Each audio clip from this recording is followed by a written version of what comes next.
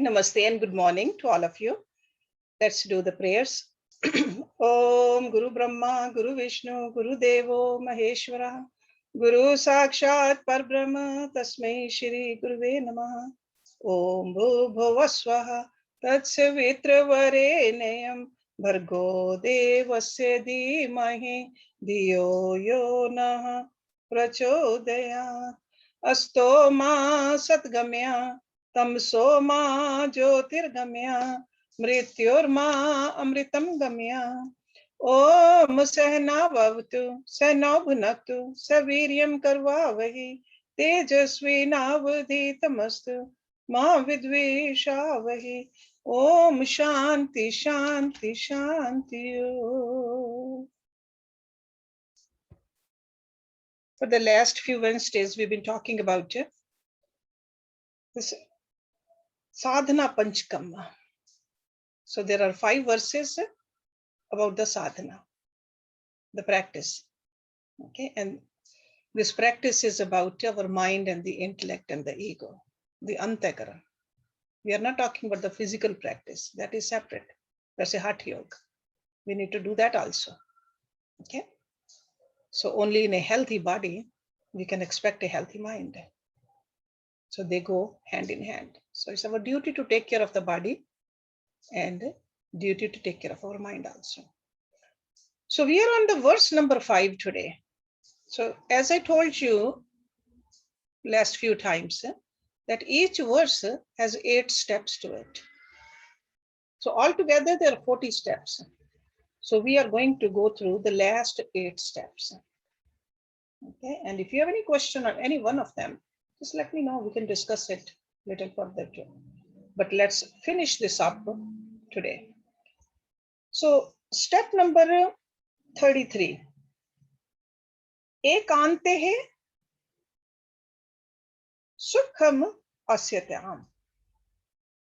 Ekante. That means in solitude. Sukham asyatam. Happily, pleasingly, pleasantly, joyfully. Okay. So what does it mean? Ekante sukham styam. May you sit in a comfortable posture quietly in solitude.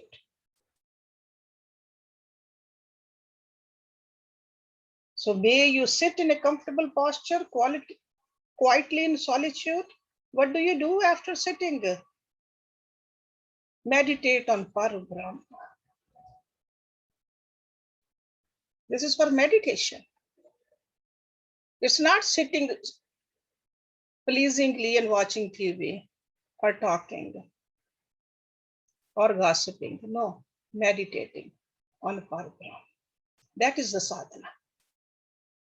And solitude mentioned here is not a state of physical loneliness. To be in a place where nobody else is able to disturb you is not a solitary place. Because even in such a place,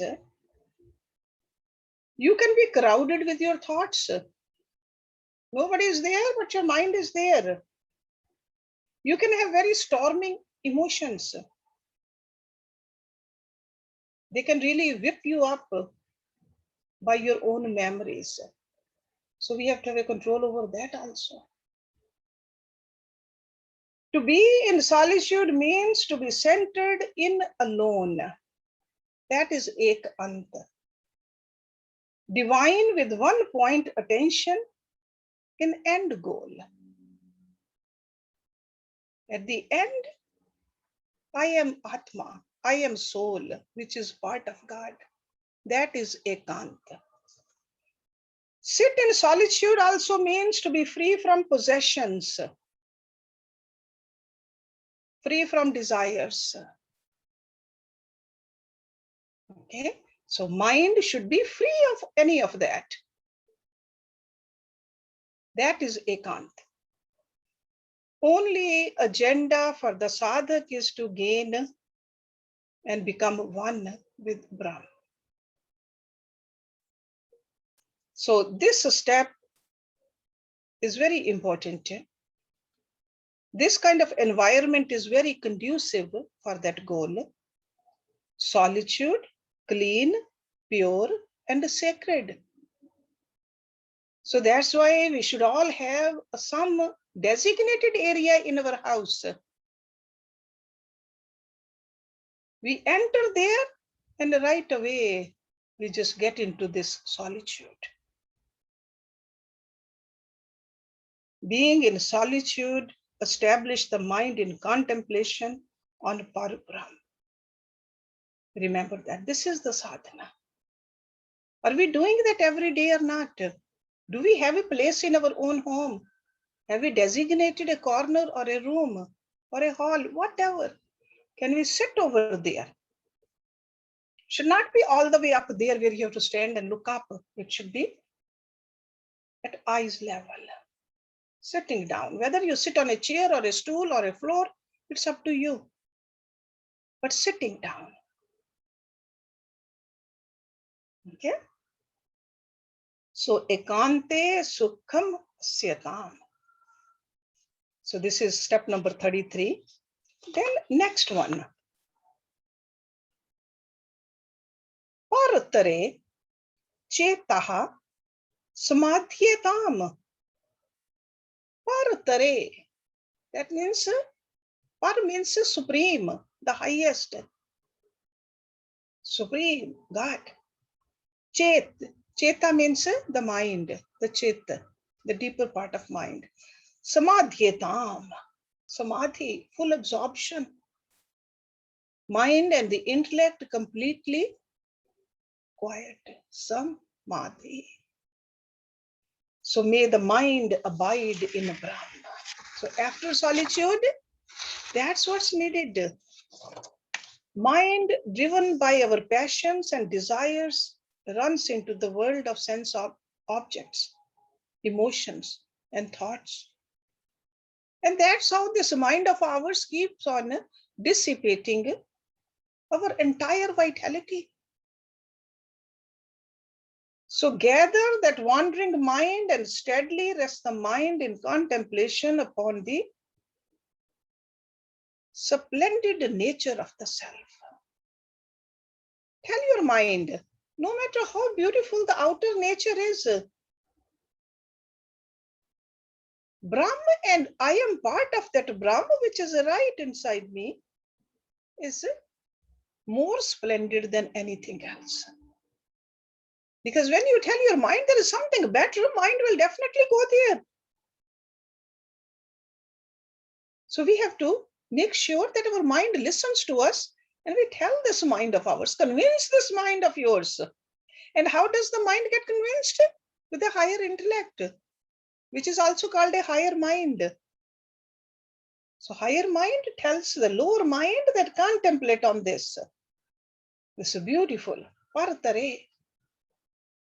Don't run here and there.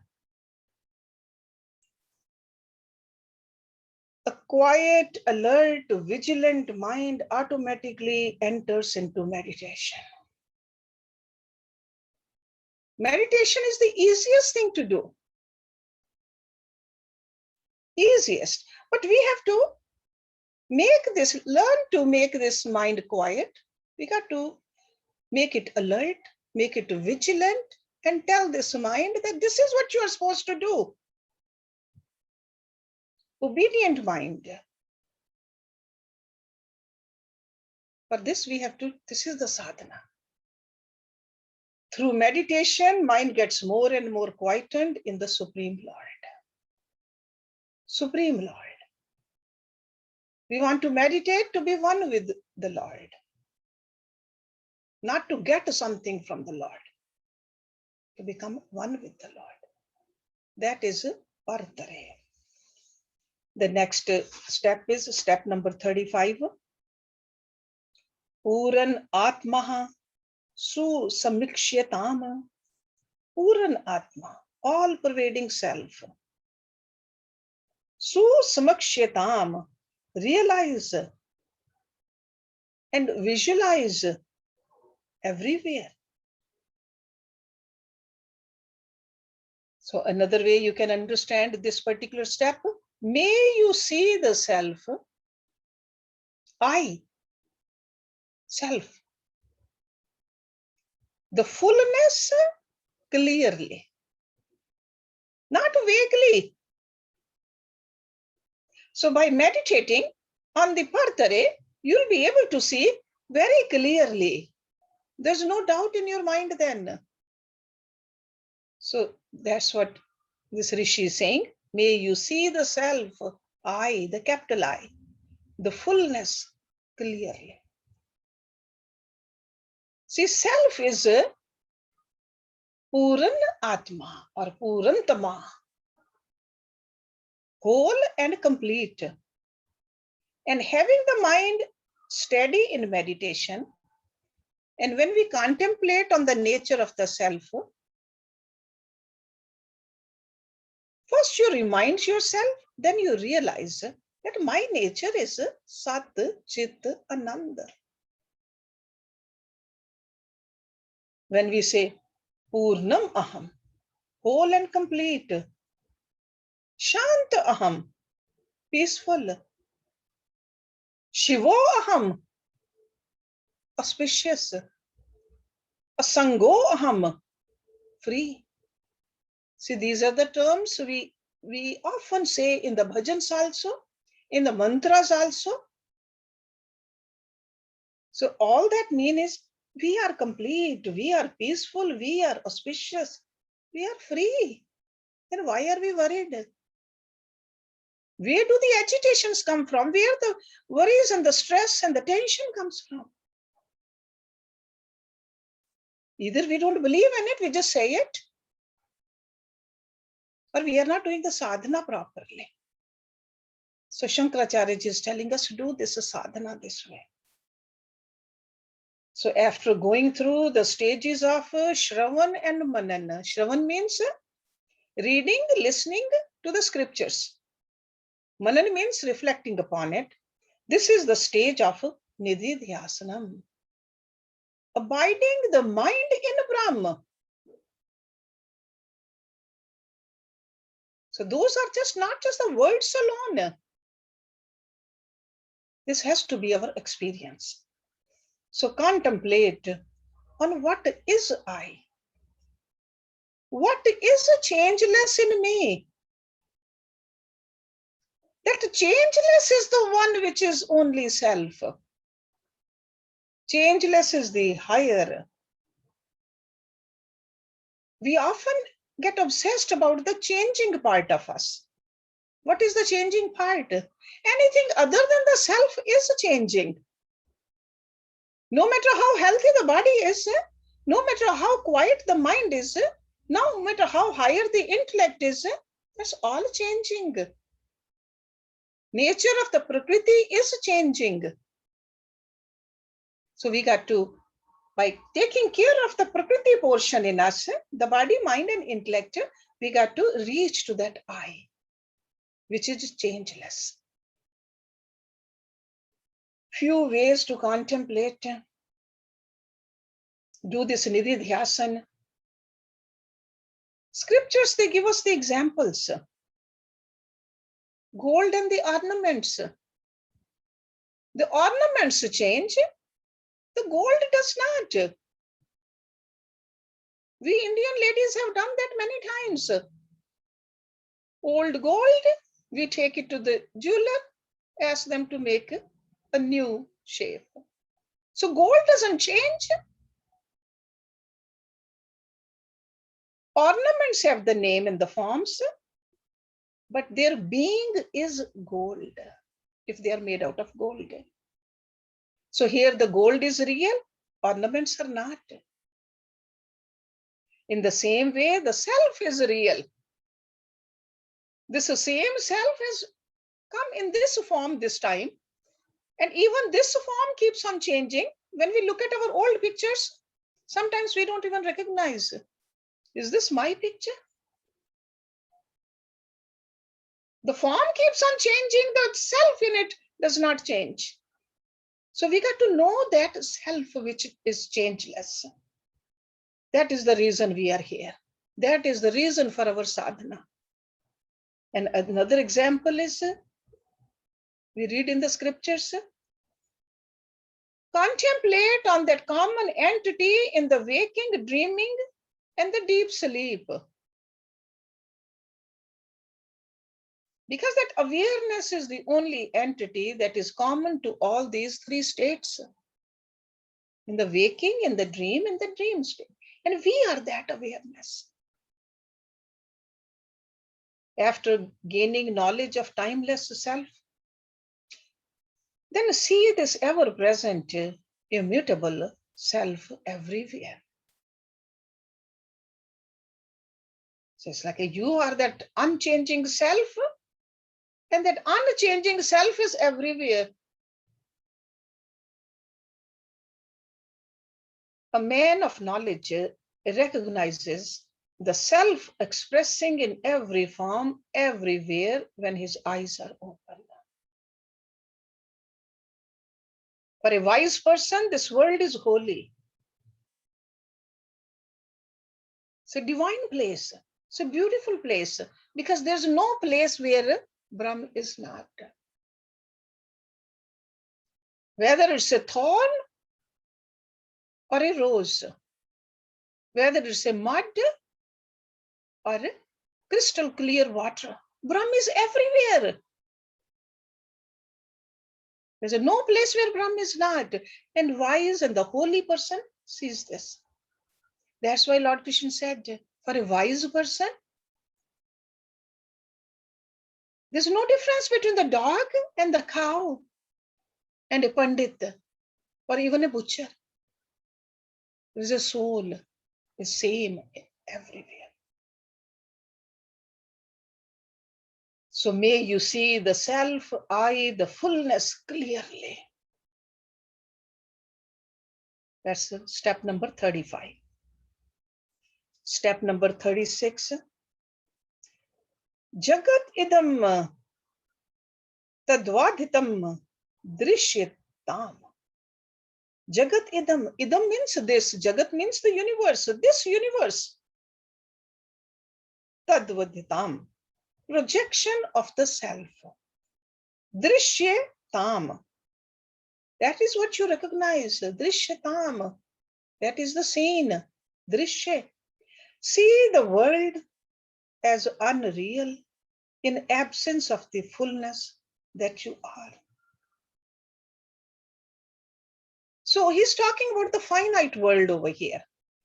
And finite world is what? Body, mind, and intellect. It keeps on changing. That's why it's called a sansar. Keeps on changing. All the experiences keep on changing. Because those experiences are mere superimpositions upon the self. So when we don't look at the self, we are only concentrating on the changes. We are looking at the sansar. So just like a snake is superimposed on the rope in a darkness or in twilight, the world is a superimposition on Brahma. So Brahma is everywhere, but we see these changes. The world of matter does not have independent existence. This world cannot exist, just like a snake cannot exist without the rope. The same thing, the world of matter, this Prakriti, does not have independent existence. It has the existence with the Supreme Self as its being. See, just like an ocean, waves, bubbles, froth, foam are nothing but the water. If you take the water out, there's no froth, no waves. It's water. Everything is but water. So the same thing over here too. The world which is called Jagat, that is the term over here he used, Jagat, is not anything separate from the supreme reality. This is the sadhana we need to do. World of things and beings are a false vision of the Supreme Self. Only when we recognize them only through the disturbance of our mind, and we think that's what the truth is, and we just neglect the real truth. So remember, the Supreme Self is changeless, self-evident, self-effulgent. Recognize the self. Self is both transcendent and eminent. Remember that. Okay. So step 37 now. Prakarama pravilapyatam. Prakaram. That means old actions, the deeds done before, in the past. It could be past days, past lives, past months, past years. Pravilapyatam. That means you got to conquer them with the current actions. You still have that, so even though you did something in the past, but right now with the current actions, you can change them. You have that power, you have that freedom. So in a simpler language, this means resolve the Sanchit Kara. Sanchit means the storehouse. Storehouse is, you are the one who did the karmas and you stored them there. It's almost like if I've been storing something in my basement, it's up to me to clean it now. So resolve the Sanchit Karam. How? With the knowledge. With the knowledge. So we talked about the karmas before. If you remember in the first two verses, the steps, we talked about karmas. Because Vedas, they talk about karmas again and again. Bhagavad Gita talks about karma. As human beings, we are in a karam yoni. We have the freedom to do whatever we want to do. We have full freedom. But that we don't have a freedom over the consequence of the action. That is attached to the kind of action which we do. Okay, so we have performed karmas. Animals also perform karmas, but animals don't have a sense of doership. They don't have a free will. That's why they are not called in a karam yoni, a species of a freedom to act. They act according to the instinct. So animals only exhaust their karmas. And normally the scriptures say the pap karmas, because the bad karmas which we did, then we go into the lower species. And animals, trees, they're called the lower species because they don't have a freedom. Moksha is possible, the freedom is possible, the liberation is possible only in human body. That's why we are at the higher end of this hierarchy. Jivatma's journey is fixed until human body. Once Jeev takes the human body, the Jeev can take higher form of life or lower forms based on the karmas they do. Okay, so we can either go up or go down based on our karmas. So law of karma, law of cause and effect produces our present life situations. As long as the notion of doership, that's like an ego and the ahankar is there, cycle of sansara continues. So that's why the yogi gurus, they say, let go of the sense of doership and enjoyership. Kartapan and the bhogtapan, it's not that you let go of the actions, but the doership got to go. That's how, this is the knowledge we are talking about. Resolve the Sanchit Karam in knowledge, this is the knowledge. In order to break the cycle of sansar, wise person performs noble actions. That's why ever since we were little, we were told, do good deeds. And what are the good deeds? Upasanas, prayers, worship, study of the scriptures, tap, dhyan, meditation. Giving part of your earning, giving away to somebody, someplace. Minimum 10%. It's not ours. We need to give it away. help somebody. So it's not just only the monetary things, but time also. Out of 24 hours a day, 10% of the time should be spent for somebody, helping somebody else. This is a sadhana. But these days we think that we don't have enough time for ourselves. How can I help somebody else? So with the right knowledge, we got to change our thinking. So not only the time, we think the money is not enough for us because our greed has skyrocketed.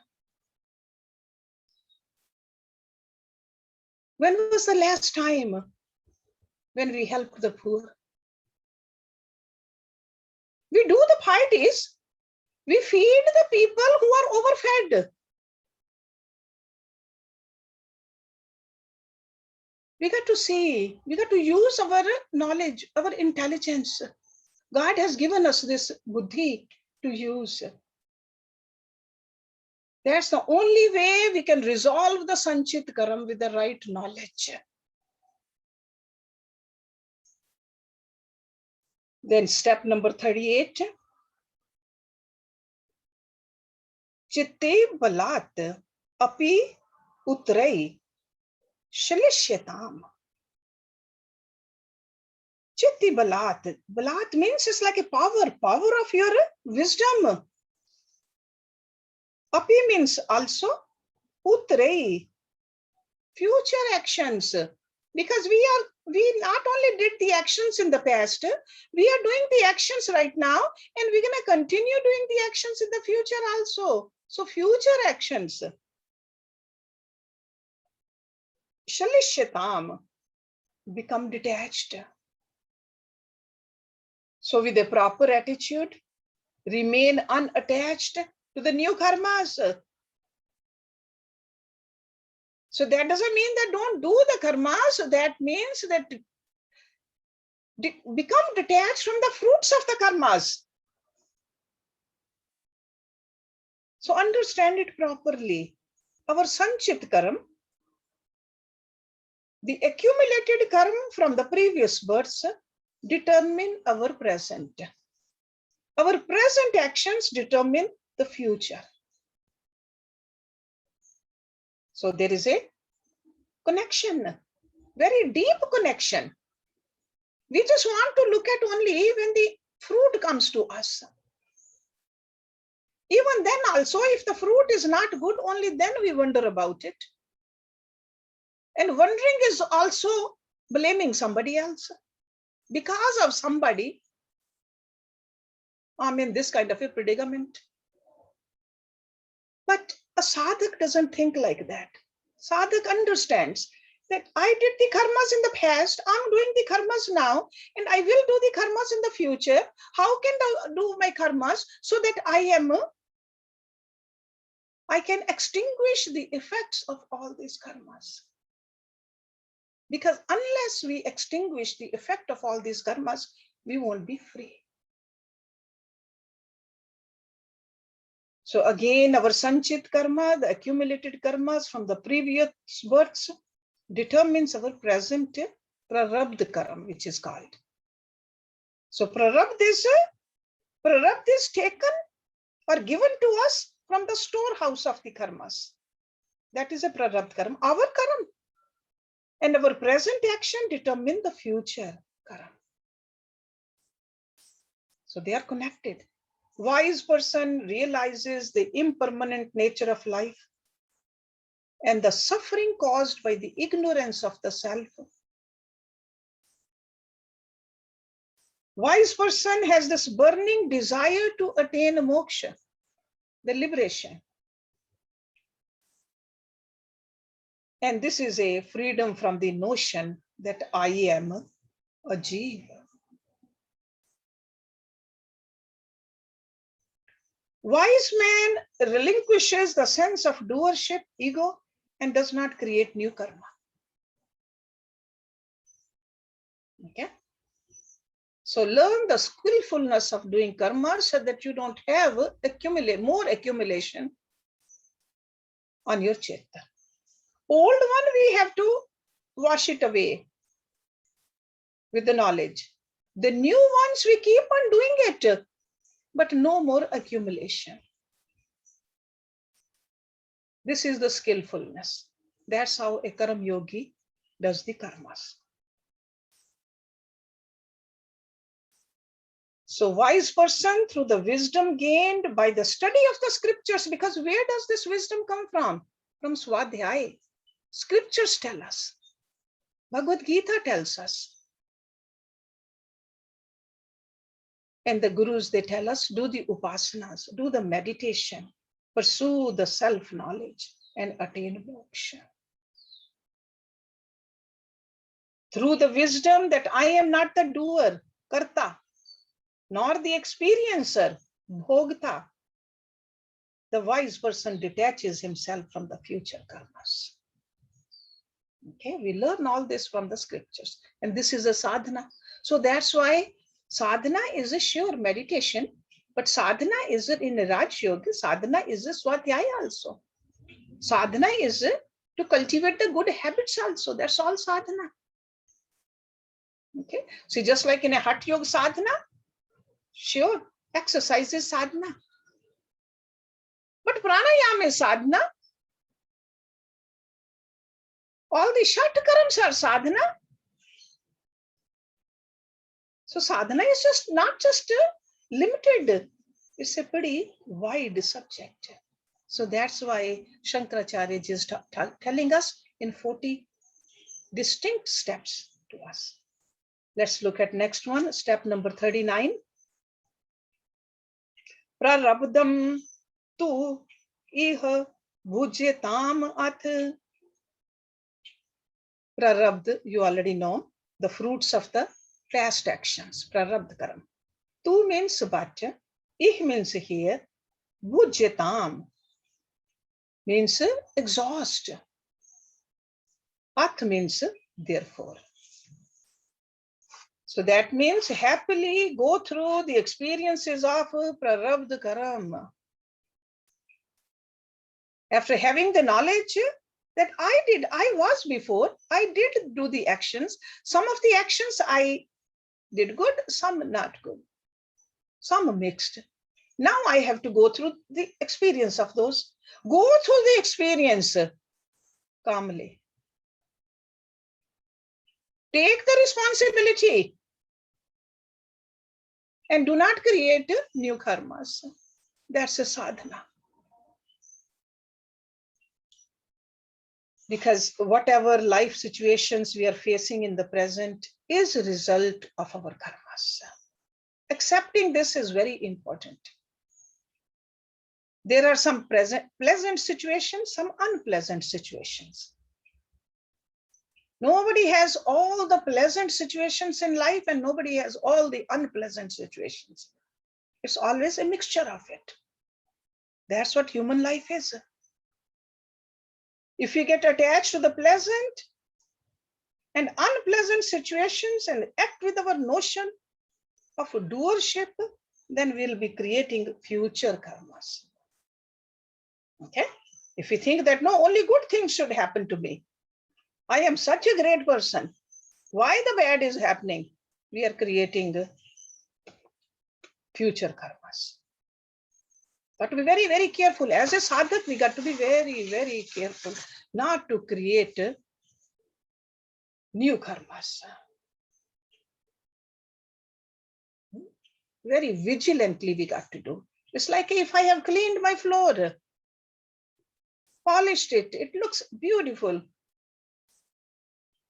Then what do we do after that? We don't even let anybody else come with their shoes on that kind of a floor.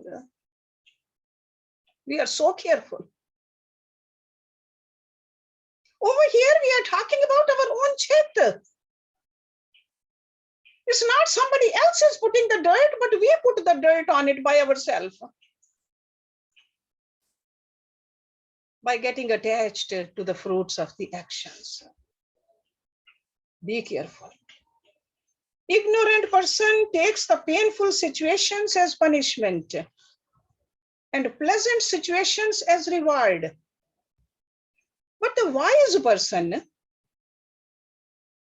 remains unattached to the pleasant and unpleasant and lives in a life of graceful acceptance. Make this as a mantra. Because when we think it's a reward or a punishment, we are giving the power to somebody else. We are the one who did the karmas. So we got to accept it. For a wise person, every situation is an opportunity to learn. It's a learning experience for me. God give me this kind of a buddhi so that I keep on learning. I stay steady. I should not forget you even for a fraction of a moment. See, when we remember God, then we are not blaming anybody. We are constantly focused at the feet of our Guru or God. Wise person faces every situation with equanimity and uses the life situations as a means to purify the mind or to let go of rag and dvesh, likes and dislikes. We got to rise above these likes and dislikes.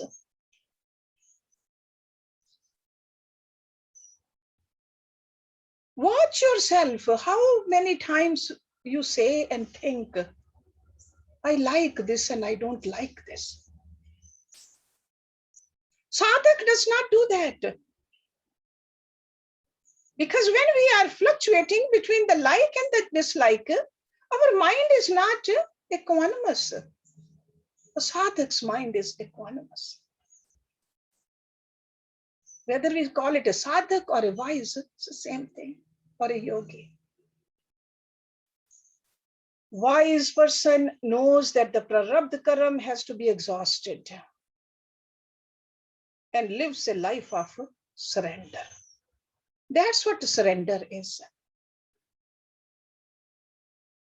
Surrender doesn't mean that don't do any actions. Surrender means whatever is coming to me, God, it's your blessing. The last one, par brahm atmanaha sathiyatam. Par brahm atmana. I am a Brahma. Sathiyatam. Fully absorbed.